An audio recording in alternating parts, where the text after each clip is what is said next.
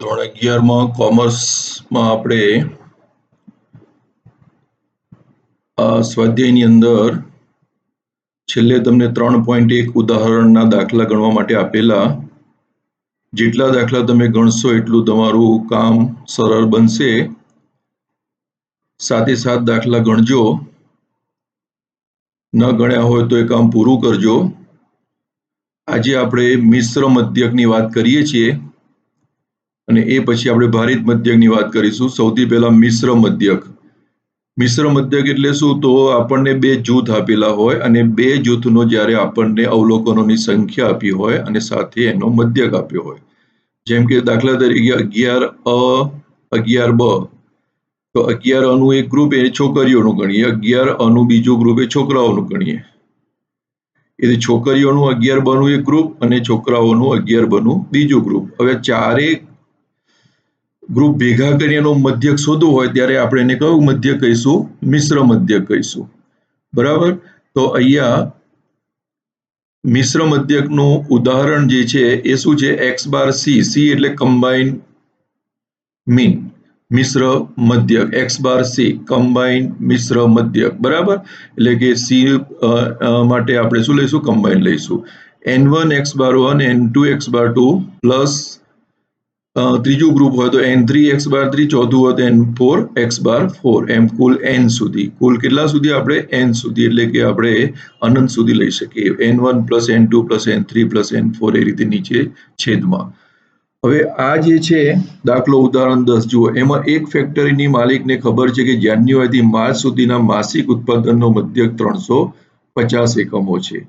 એપ્રિલથી ઓગસ્ટ માટે તે 254 એકમો છે અને સપ્ટેમ્બરથી ડિસેમ્બર માટે તે 315 એકમો છે.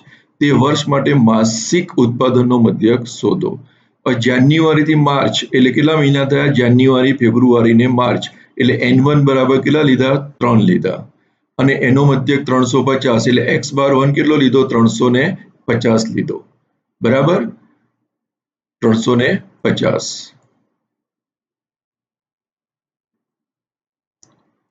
બરાબર. 350 લીધો આપણે. હવે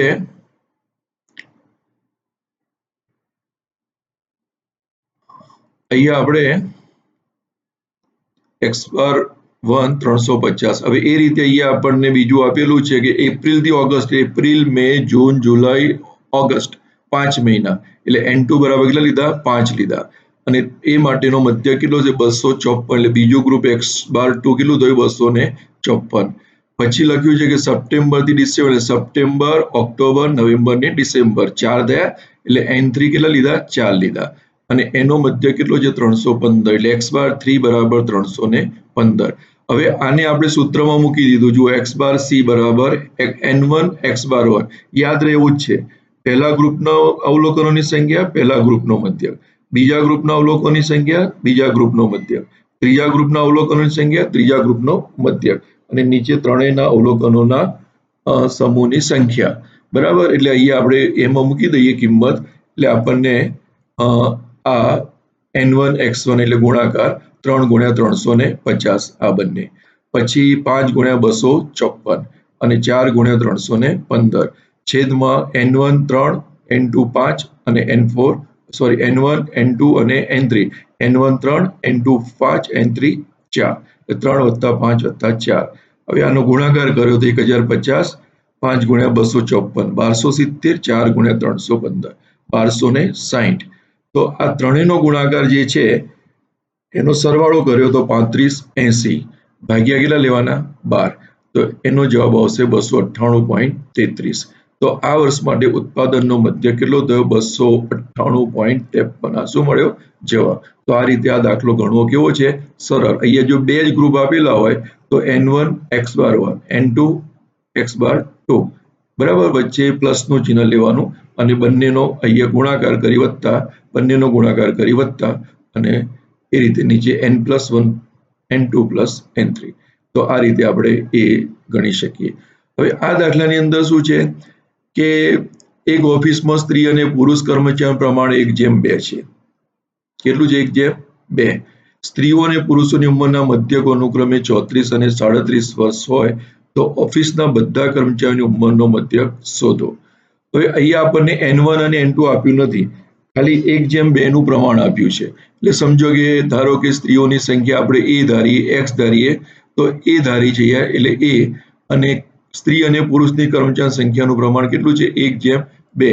એટલે જો સ્ત્રી એ 1 હોય તો પુરુષ 2 છે, 1:2. તો x બાર c બરાબર a n1 એટલે એ લઈશું. x બાર 1 કેટલો છે? 34 છે. કેટલો છે? 34 છે x બાર 1. અને x બાર 2 કેટલો છે? 37 છે. અને અહીંયા વત્તા 2a એટલે 34a વત્તા 74a, 37 ગુણ્યા 2a નો ગુણાકાર કરીએ તો, અને a વત્તા 2a કેટલો થશે? 3a. હવે 108 ભાગ્યા 3a, અહીંયા એ શું થઈ જાય? ઉડી જાય. અને 108 ભાગ્યા 3 એટલે 36. તો ઓફિસના બધા કર્મચારીનો ઉંમરનો મધ્યક કેટલો થશે? 36 વર્ષ થશે. કેટલો થશે? 36 થશે. બરાબર, આ રીતે ગણી શકાય. હવે આમાં તમારે જો એક ક્રિકેટ મેચમાં એક ટીમને મેચ જીતવા માટે 20 ઓવરમાં 5.25 રન રેટથી સ્કોર કરવો પડે તેમ છે. 13 ઓવરના અંતે રન રેટ 5.1 છે. મેચ જીતવા માટે બાકીની ઓવરોમાં ઓછામાં ઓછો રન રેટ કેટલો હોવો જોઈએ? તો અહીંયા જો N1 આપેલું છે 13 ઓવર, બરાબર, અને N2 7, એટલે પહેલી 13 ઓવર પછી 7, એટલે N1 13 લેવાનું, N2 7. પહેલો મધ્યક આપેલો છે કેટલો છે? 25 છે. ના, કમ્બાઈન 20 ઓવરનો મિશ્ર મધ્યક આપેલો છે, જવાબ આપેલો છે 5.25. હવે x બાર 1 એ કેટલો છે? પહેલી 13 ઓવરનો રન રેટ 5.1 છે, બરાબર. તો આપણે અહીંયા શું શોધવાનું છે? શોધવાનું શું થશે? x બાર 2, બરાબર. તો જો મિશ્ર મધ્યક મૂકી દીધો, N1 13, x બાર 1 5.1, N2 7, x બાર 2, અને નીચે 13 વત્તા 7. તો આપણે અહીંયા 5.25 ગુણ્યા 20 ને આ બાજુ લે તો ભાગાકારમાં છે એટલે ગુણાકાર થઈ જાય, અને અહીંયા 66.3 વત્તા 7 x બાર 2. હવે આ બંનેનો ગુણાકાર 5.25 ગુણ્યા 20 105, 66.3 વત્તા 7 x બાર 2. આ જે છે 7 x બાર 2, બરાબર, એને એક સાઈડ રાખીએ અને આને 66.3 ને આ બાજુ લઈ લઈએ તો કેવા થશે? 105 ઓછા 66.3 બરાબર 38.7. એટલે x બાર 2 બરાબર કેટલા થશે? 38.7 ભાગ્યા 7 એટલે 5.52. ત્રીજો આંકડો જો 5 અથવા 5 કરતા મોટો હોય તો એક ઉમેરી દો એટલે 5.53. એટલે બાકીની 7 ઓવરમાં કેટલા રન રેટથી કરવો પડશે રન? 5.53 થી. એટલે 7 ઓવરમાં ઓછામાં ઓછો 5.53 રન રેટ જોઈએ, બરાબર. તો આ રીતે આપણને મિશ્ર મધ્યકના દાખલામાં સમજ પડવી જોઈએ. તો આજે આટલું રાખીએ છીએ. હવે પછી આપણે ભારિત મધ્યક જોઈશું. ત્યાં સુધી રજા લઈએ. આવજો.